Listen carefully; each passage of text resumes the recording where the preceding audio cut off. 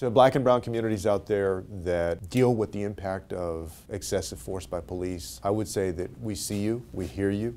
I'm Julian Castro, and this is a word about why ending police brutality is so important to our country.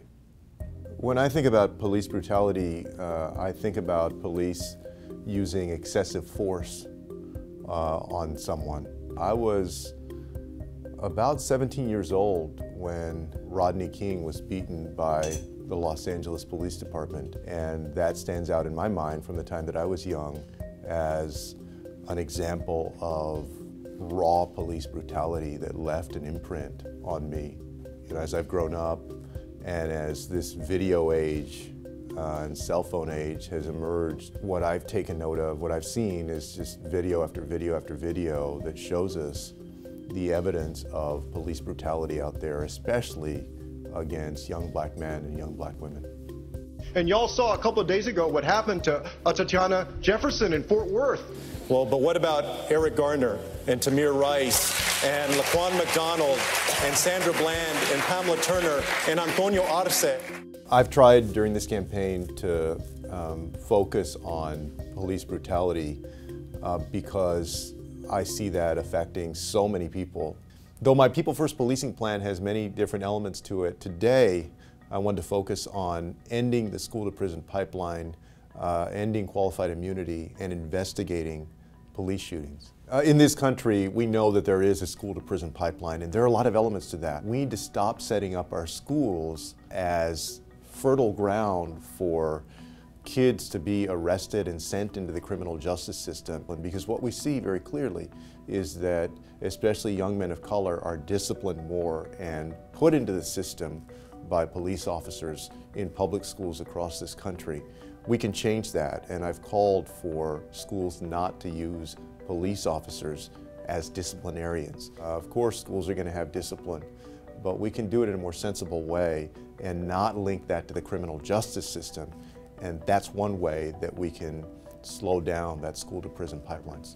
And also, we need to end qualified immunity, because qualified immunity has gone way too far in protecting bad actions by police officers.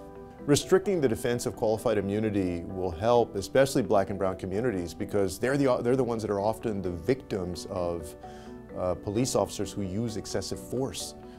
That's going to mean that over time, you have a greater culture of accountability in police departments across the United States because they know that they could be held civilly liable. That's going to make a difference in the long run, and I believe is going to keep especially black and brown communities safer in our country. I want to make sure that there's accountability when somebody gets shot. I believe that there's a role for the federal government, especially when there's a potential claim of racial bias that's involved in a police incident.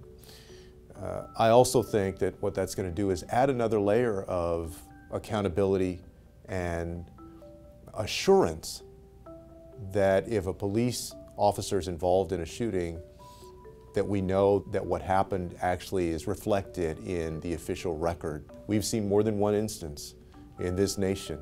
In fact, we've seen a lot of instances where an officer put something down on the official record, but come to find that that's not actually what happened. The case of Laquan McDonald, who was a teenager when he was shot in the back when he was running down a street in the opposite direction from a police officer.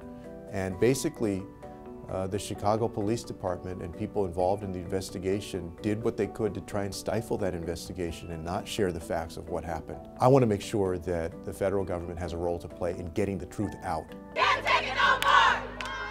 Can't take it no more! Step on court! Step on court! Step on court! Park Street! Park Street! Park Street! Park Street! I've heard the voices of folks who have called for abolishing the police. I understand the frustration because for the longest time it seems like this system has been built up with a racial bias in it that plays itself out every single day. And what I want to see is that we have policing that is fair to everybody, no matter who you are, no matter the color of your skin, what neighborhood you're growing up in, how much money your folks have or don't have. But I believe that we can make strong reforms, and the reforms that I've suggested on a national use of force standard, ending qualified immunity, demilitarizing our police, ending racial profiling, ending stop and frisk. If we made those reforms, then I believe that policing in America would look totally different than it does today, but be effective and be fair and help keep our communities, no matter where you live, safe so that everybody can have a good quality of life in our country.